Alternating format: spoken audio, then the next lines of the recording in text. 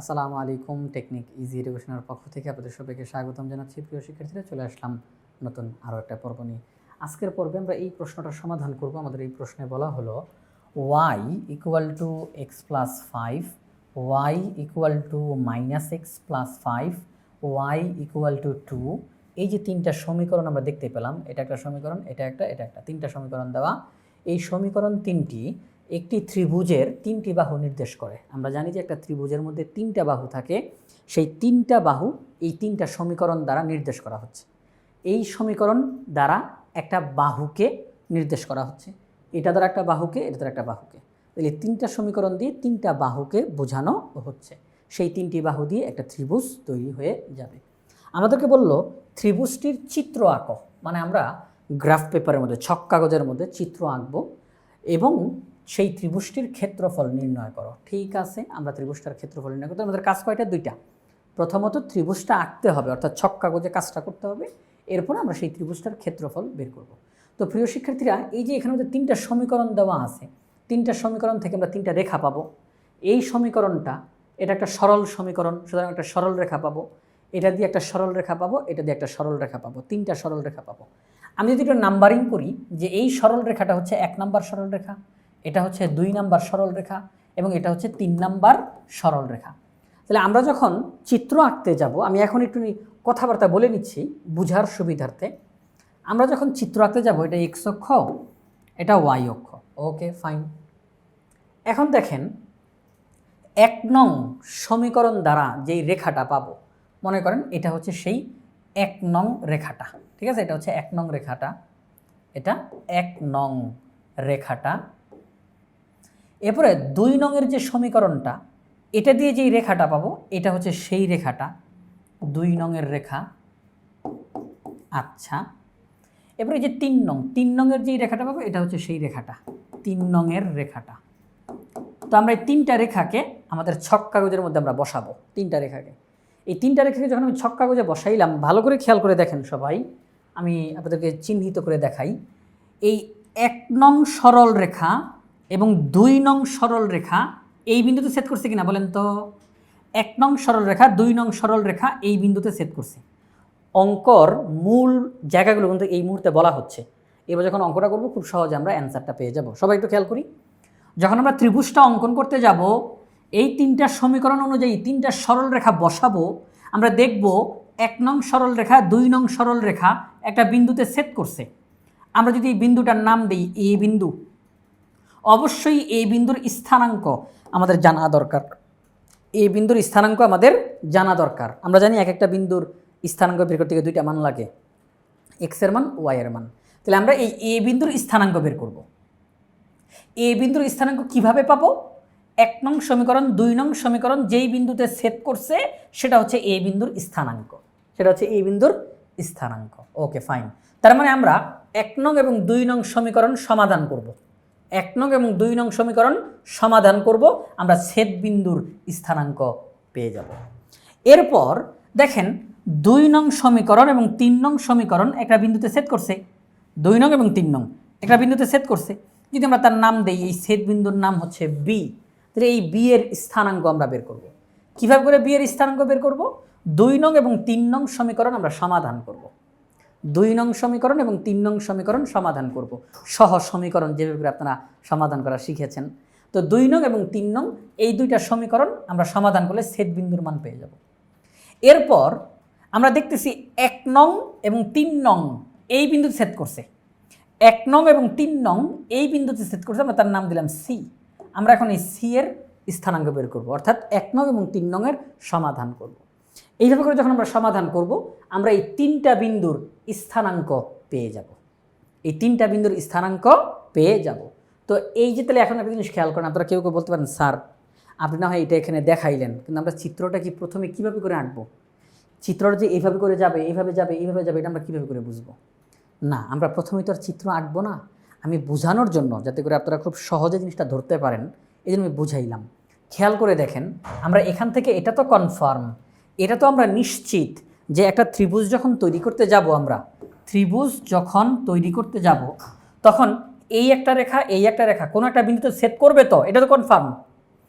এই রেখাটার এই রেখাটা এই বিন্দুতে ছেদ করবে, এই রেখার এই রেখা এই বিন্দুতে ছেদ করবে। আমরা করব কি, এই ছেদ বিন্দুগুলোর স্থানাঙ্কগুলো সবার আগে বের করে ফেলব। আমরা যদি বলি যে এটা 1 নং আর এটা 2 নং, তাহলে বলবো 1 আর 2 সমাধান করে পাই, 1 ও 2 সমাধান করে পাই একটা ছেদ বিন্দুর মান। তারপরে এটা 2 এটা 3, তাহলে 2 এবং 3 সমাধান করে পাই, 2 ও 3 সমাধান করে পাই একটা ছেদ বিন্দুর মান চলে আসবে আমাদের কাছে। এরপরে দেখেন 1 আর 3, 1 ও 3 সমাধান করে পাই একটা ছেদ বিন্দুর মান। আমরা এই ছেদ বিন্দুগুলোর মান আগে বের করে ফেলব। আমরা এইমাত্র যেটা বললাম এইভাবে করে ছেদ বিন্দুগুলোর স্থানাঙ্ক আগে বের করে ফেলব। এরপর গ্রাফ পেপারে গিয়ে ওই বিন্দুগুলোর স্থানাঙ্ক বসাবো। একটা বিন্দুর স্থানাঙ্ক এখানে বসবে, একটা বিন্দুর স্থানাঙ্ক এখানে বসবে, একটা বিন্দুর স্থানাঙ্ক এখানে বসবে। আমরা স্কেল নিব, স্কেল নিয়ে এই বিন্দু আর এই বিন্দু যোগ করব, একটু বাড়ায়া দিব, তাহলে এটা একটা সমীকরণের রেখা হয়ে যাবে। এই বিন্দু আর এই বিন্দু যোগ করতে গিয়ে একটু বাড়ায়া দিব, তাহলে এটা একটা সমীকরণের সরল রেখা হয়ে যাবে। এই বিন্দু আর এই বিন্দু যোগ করতে গিয়ে একটু বাড়ায় দিব, এটা একটা সমীকরণের রেখা হয়ে যাবে। ত্রিভুজও তৈরি হয়ে গেল, এই যে ত্রিভুজও তৈরি হয়ে গেল, আবার 3টা সরল রেখার 3টা রেখাও আঁকা হয়ে গেল।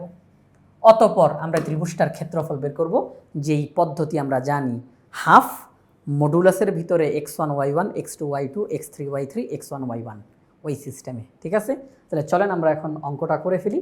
তো 3টা সমীকরণ আমরা লিখলাম, এখানে সমীকরণ 3টি, 1 নং 2 নং 3 নং, আমরা নাম দিলাম 1 2 3। এবার 1 নং আর 2 নং এর সমাধান করব আমরা এখন। 1 নং আর 2 নং, অনুগ্রহ করে 3 নংয়ে কেউ তাকাবেন না, হ্যাঁ কেউ তাকাবেন না, নাই 3 নং নাই, 1 নং আর 2 নং নিয়ে আমরা এখন কাজ করব। তাহলে 1 নং হতে দেখেন 1 নংয়ে আছে y = x + 5, 2 নংয়ে আছে y = -x + 5। তাহলে দুইটাই তো y এর মান, অনুগ্রহ করে কেউ কিন্তু 3 নংয়ে তাকাবেন না। আচ্ছা, তাহলে 1 নংয়েও y এর মান, 2 নংয়েও y এর মান, তাহলে দুইটাই যেহেতু y এর মান, তাহলে আমরা বলতেই পারি x + 5 = -x + 5 বলতে পারি না? 1 নংয়ের y এর মান, 2 নংয়ের y এর মান, তাহলে আমরা কি বলতে পারি, x + 5 = -x + 5, এটাও y এটাও y, তাহলে এরা পরস্পর সমান। আমরা বললাম 1 নং হতে y এর মান 2 নংয়ে বসিয়ে পাই, y এর এই মানটাকে আমরা এই জায়গাটার মধ্যে বসিয়ে দিয়েছি x + 5, তাহলে x + 5 = -x + 5। এবার জাস্ট একটু ক্যালকুলেশন, যোগ বিয়োগের কাজ, আমার মনে এখানে বলার কিছু নাই। যোগ বিয়োগ করেন, ব্যাস x এর মান চলে আসছে আপনাদের সামনে। x এর মান কত? 0। তো এই যে x এর মান যে 0 পাইলাম, এবার x এর মান 0কে আপনি 1 নং এবং 2 নং যে কোনো একটার মধ্যে বসাই দেন। আমরা 1 নংয়ে বসাই দিলাম, x এর মান 1 নংয়ে বসিয়ে পাই। 3 নং নিয়ে কোনো কথাই হবে না, আমরা এখন 1 আর 2 নিয়ে কথা বলতে থাকবো।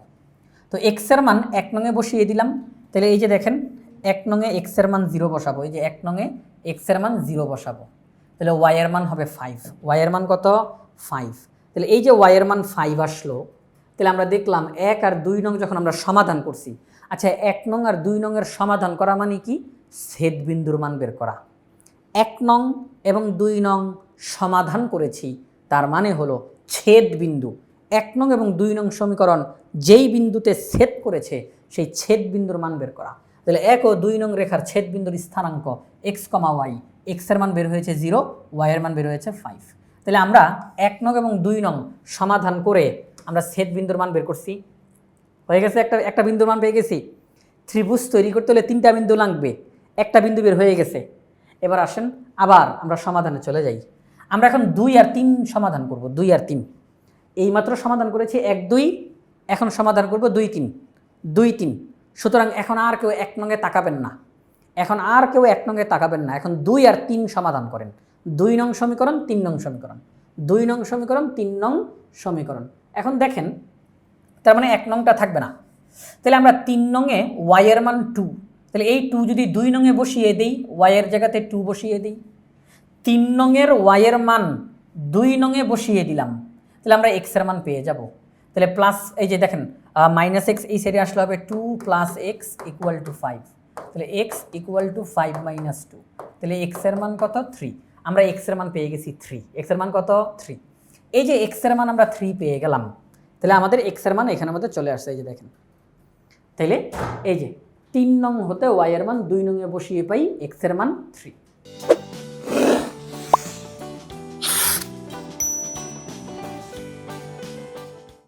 এবার দেখেন আমরা তো y এর মান এমনিতেই জানি, y এর মান 2। 3 নং সমীকরণে স্পষ্ট বলা আছে, 3 নং সমীকরণে স্পষ্ট বলা আছে y = 2। তাহলে যেহেতু y = 2 একদম নির্দিষ্ট করে বলা আছে, তাহলে আর তো নতুন করে y এর মান দরকার নাই, শুধু x এর মানটা দরকার ছিল। x এর মান বের হয়ে গেছে 3, x এর মান বের হয়ে গেছে 3। তাহলে আমরা বললাম 2 ও 3 নং যখন আমরা সমাধান করলাম, 2 ও 3 নং যখন আমরা সমাধান করলাম তাহলে একটা সেট বিন্দু পাবো। 2 ও 3 যখন আমরা সমাধান করেছি একটা সেট বিন্দু পাবো। সেই সেট বিন্দুর ক্ষেত্রে x এর মান 3 আর y এর মান প্রশ্নেই বলা আছে, 3 নংয়ে বলা আছে y এর মান 2। বাস, আরও একটা বিন্দুর স্থানাঙ্ক বের হয়ে গেছে, আরও একটা বিন্দুর স্থানাঙ্ক বের হয়ে গেছে। তাহলে 2 ও 3 সমাধান করা শেষ। এখন আমরা সমাধান করব 1 ও 3। এখন আমরা সমাধান করব 1 ও 3, অর্থাৎ এখন আর কেউ 2 নংয়ে তাকাবেন না, 2 নংয়ে কেউ তাকাবেন না। এখন আমরা 1 ও 3 নং নিয়ে সমাধান করব, 1 ও 3 নং নিয়ে সমাধান করব। ওকে ফাইন, তাহলে 1 ও 3 নং নিয়ে সমাধান করেন। তাহলে এখন দেখেন 3 নংয়ে y এর মান বলা আছে স্পষ্ট করে, 3 নংয়ে y এর মান বলা আছে y = 2, এটা 3 নংয়ে বলা আছে। তাহলে এই যে y এর মান 2, এটাকে আপনি 1 নংয়ে বসায় দেন, এই যে y এর জায়গাতে 2 বসায় দেন। 1 নংয়ে কি আছে y = x + 5, তাহলে y এর জায়গাতে 2 বসায় দেন। 3 নং থেকে y এর মান 1 নংয়ে বসিয়ে দিই, তাহলে x এর মান -3। তাহলে দেখেন x এর মান -3 আর y এর মান বলাই আছে 2। আমরা আরও একটা বিন্দুর স্থানাঙ্ক পেয়ে গেছি, খুবই মজার অঙ্ক এটা। তাহলে আমরা আরও একটা স্থানাঙ্ক পেয়ে গেছি, তাহলে 3টা বিন্দুর স্থানাঙ্ক শেষ হয়ে গেছে, কিন্তু 3টা বিন্দুর স্থানাঙ্ক পাওয়া হয়ে গেছে আমরা। হ্যাঁ, আমরা পেয়ে গেছি 1 ও 2, 2 ও 3, 1 ও 3, 1 ও 2, 2 ও 3, 1 ও 3, বাস 3টা বিন্দুর স্থানাঙ্ক বের হয়ে গেছে। এই যে 3টা বিন্দুর স্থানাঙ্ক পেলাম, আপনারা এখন এই 3টা বিন্দুর স্থানাঙ্ক জাস্ট গ্রাফ পেপারের মধ্যে বসায় দেন। এখানে লেখাটা দেখে আপনাদের কাছে অনেক বেশি হিজিবিজি মনে হইতেছে, তাই না? আমি একটু বুঝাই দিই, লেখাটা অনেক বেশি এখানে লেখা হয়েছে শুধুমাত্র আপনাদেরকে বোঝানোর জন্য। আমি একটু ক্লিয়ার করে বলি সবাইকে। দেখেন যে বিষয়টা প্রিয় শিক্ষার্থীরা, এই হচ্ছে x অক্ষ, এটা হচ্ছে y অক্ষ। আমরা এখন 3টা বিন্দুকে আমাদের এই ছক কাগজে বসাবো। আমরা বলে দিছি প্রতি 2 ঘরকে আমরা 1 ধরছি, প্রতি 2 ঘরকে আমরা 1 ধরেছি, প্রতি 2 ঘরকে 1 ধরেছি। তাহলে প্রতি 2 ঘরকে যদি 1 ধরি, এটা মূল বিন্দু, এটা মূল বিন্দু, x অক্ষ y অক্ষ, এটা মূল বিন্দু। ওকে, তো এখন আমরা মূল বিন্দু থেকে যদি 0,5কে যদি আমরা এখন স্থাপন করি, 0,5কে যদি আমরা এখন স্থাপন করি, আমরা বলছি প্রতি 2 ঘরকে 1 করে ধরলাম, তাহলে x এর মান 0, তাহলে x এর মান 0, ডানেও যাবে না বামেও যাবে না, এখানেই থাকবে। y এর মান 5, এটা ধনাত্মক, সুতরাং y এর মান উপরে উঠবে, উপরে উঠবে। কয় ঘর উপরে উঠবে? আমরা বলছি 2 ঘর মানে 1, তাহলে y এর মান 5, 5 দুগুণে 10, তাহলে যেখানে আসি এখান থেকে 10 ঘর উপরে উঠবো, যেখানে আসি এখান থেকে 10 ঘর উপরে উঠবো, তাহলে 5 দুগুণে 10, তাহলে এখান থেকে 1 2 3 4 5 6 7 8 9 10, এই যে 0,5 আমরা বিন্দুটা স্থাপন করলাম, নামকরণ করলাম এ, নামকরণ করলাম এ বিন্দু 0,5। এবার 3,2, x এর মান 3, মূল বিন্দু থেকে ডান দিকে 6 ঘর যাবেন, কারণ 2 ঘর মানে 1, তাহলে 3 দুগুণে 6, তাহলে এখান থেকে 6 ঘর ডানে যাবেন। এরপরে y এর মান 2, 2 দুগুণে 4, উপরে 4 ঘর উঠেন, 1 2 3 4, এই যে, তাহলে এটা হচ্ছে আরেকটা বিন্দু 3,2। এরপর নামকরণ করছি সি, -3,2, মূল বিন্দু থেকে 6 ঘর বামে আসেন, 4 ঘর উপরে ওঠেন, এই যে সেটা -3,2, এটার নামকরণ করলাম বি। আপনি আপনার ইচ্ছা মতো নামকরণ করতে পারেন, নামকরণ করা নিয়ে কোনো ভেজাল নাই। তাহলে এ বিন্দু, বি বিন্দু, সি বিন্দু, অনুগ্রহ করে স্কেলটা নেন, স্কেলটা নেন। স্কেলটা নিয়ে এই এ বিন্দু আর বি বিন্দু যোগ করে দাগটা একটু বড় করে দেন, দাগটা একটু বড় করে দেন। এ বিন্দু আর সি বিন্দু যোগ করে দাগটা একটু বড় করে দেন, বি বিন্দু আর সি বিন্দু যোগ করে দাগটা একটু বড় করে দেন। হ্যাঁ, ঠিক আছে, ওকে ফাইন। তাহলে এই যে 3টা সরল রেখা তৈরি হইল, আমরা 3টা সরল রেখা এখানের মধ্যে পেয়ে গিয়েছি। ওকে, ঠিক আছে। তো এখন দেখেন, এটা হচ্ছে 2 নং সমীকরণ, এটা 1 নং সমীকরণ, এটা 3 নং সমীকরণ। এই যে 3 নং সমীকরণে বলছিল y এর মান 2, y = 2, x এর কোনো মান বলে নাই, x এর কোনো মান বলে নাই, x এর মান কোনো মান বলে নাই মানে x এর মান ইচ্ছা মতো নেওয়া যাবে, কিন্তু y এর মান 2, এটা ফিক্সড। তাহলে y এর মান 2, এটা ফিক্সড মানে হলো x অক্ষের সমান্তরাল একটা রেখা পাবেন আপনি, x অক্ষের সমান্তরাল একটা রেখা আপনি পাবেন, এক্স অক্ষের সমান্তরাল একটি রেখা আপনি পাবেন। এই হচ্ছে এক্স অক্ষের সমান্তরাল রেখা, ঠিক আছে, এক্স অক্ষের সমান্তরাল রেখা। এখানের মধ্যে আপনি দেখেন 1 2 3 4, এই যে 4 নাম্বার ঘর, মানে ওই যে 2 2 2 ওয়াইয়ের মান 2, এখান থেকে ওয়াইয়ের মান 2, এখান থেকে ওয়াইয়ের মান 2, এখান থেকে ওয়াইয়ের মান 2, এখান থেকে ওয়াইয়ের মান 2, এই হচ্ছে y = 2 যেই সরল রেখাটা। তো এইভাবে করে আমরা তিনটা সরল রেখাকে এখানের মধ্যে স্থাপন করলাম। তো আপনাদের মনের মধ্যে কিন্তু প্রশ্ন আসতে পারে যে স্যার, এই যে এইমাত্র যেটা আপনি দেখাইলেন, এটা নয় আমরা বুঝলাম এটা 3 নং সমীকরণ, y = 2, এটা হচ্ছে 3 নং সমীকরণ, আমরা এটা বুঝলাম, কিন্তু এই দুইটা রেখার মধ্যে কোনটা 1 নং আর কোনটা 2 নং এটা আমরা কীভাবে করে বুঝবো? প্রশ্ন আসাটাই স্বাভাবিক মনের মধ্যে। এটা আর এটা, এই দুইটার মধ্যে কোনটা 1 নং কোনটা 2 নং বুঝবো কীভাবে করে?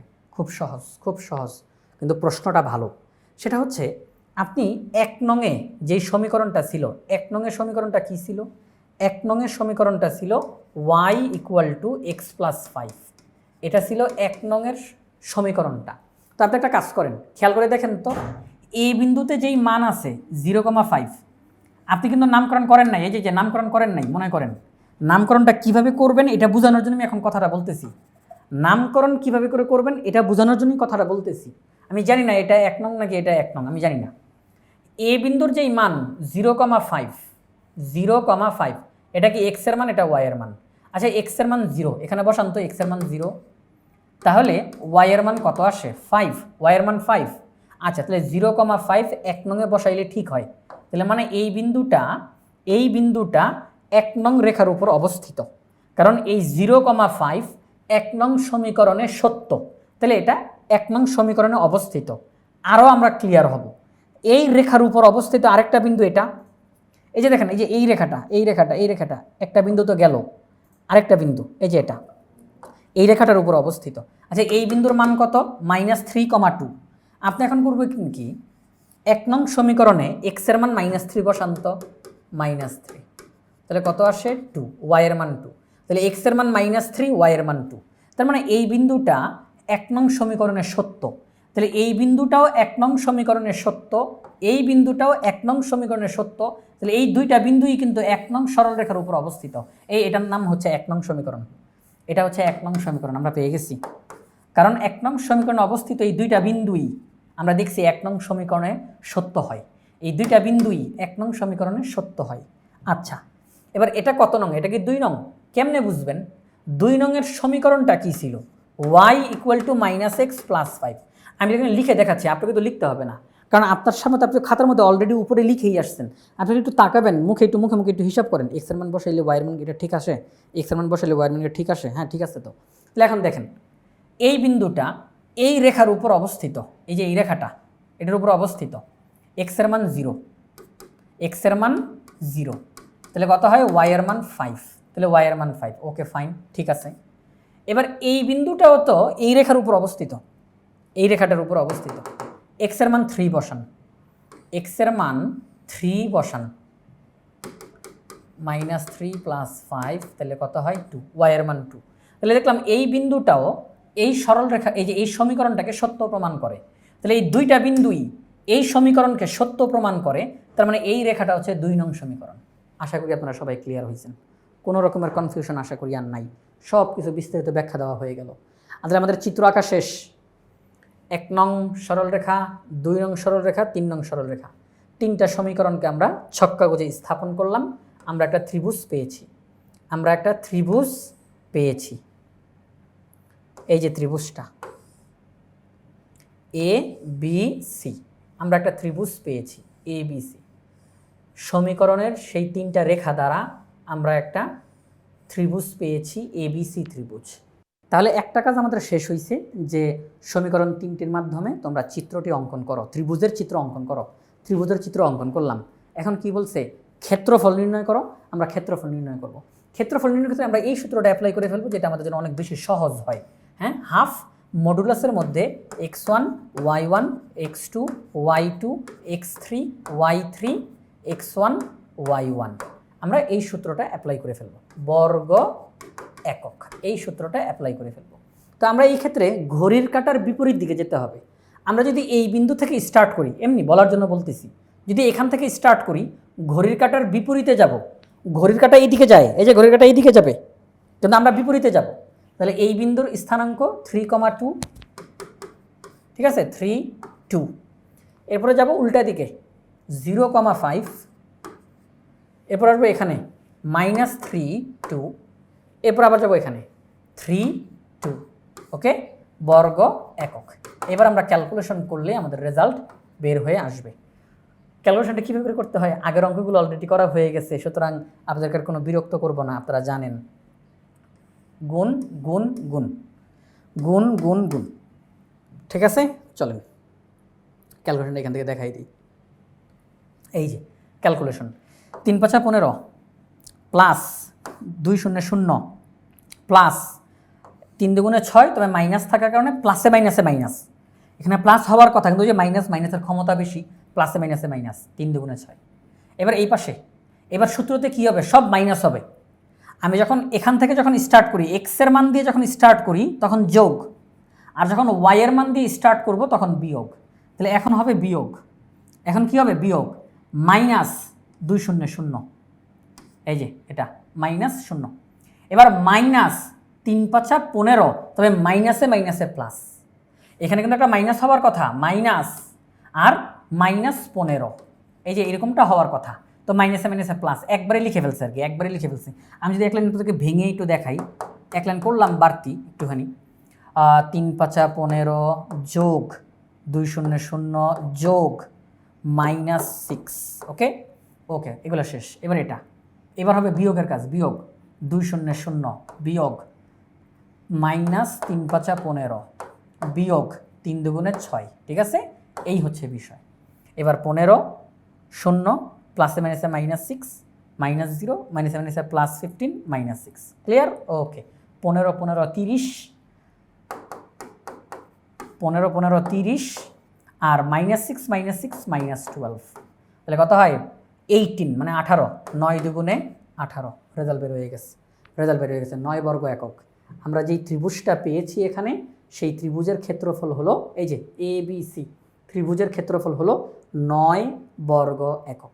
তো প্রিয় শিক্ষার্থীরা, আজকের পর্বে আমরা যথাসম্ভব চেষ্টা করলাম এই যে 19 নম্বর যে প্রশ্নটা এখানে দেওয়া ছিল, আমরা এই প্রশ্নটার সমাধান করার চেষ্টা করলাম। প্রশ্নটা আপনাদের সামনে দেখাই, এই যে প্রশ্নটা, এখানে 3টা সমীকরণ দেওয়া ছিল, বলছে এই 3টা সমীকরণ হচ্ছে 3টা বাহু একটা ত্রিভুজের, তোমরা ত্রিভুজের চিত্র আঁকো, ক্ষেত্রফল নির্ণয় করো। আমরা ত্রিভুজের চিত্র আঁকার জন্য এই যে 3টা সমীকরণ নাম্বার দিলাম, এবার 1, 2, 2, 3, 1, 3 সমাধান করে 3টা বিন্দু বের করে ছক কাগজে স্থাপন করে ত্রিভুজও আঁকা হয়ে গেছে, ক্ষেত্রফল নির্ণয় করা হয়ে গেছে।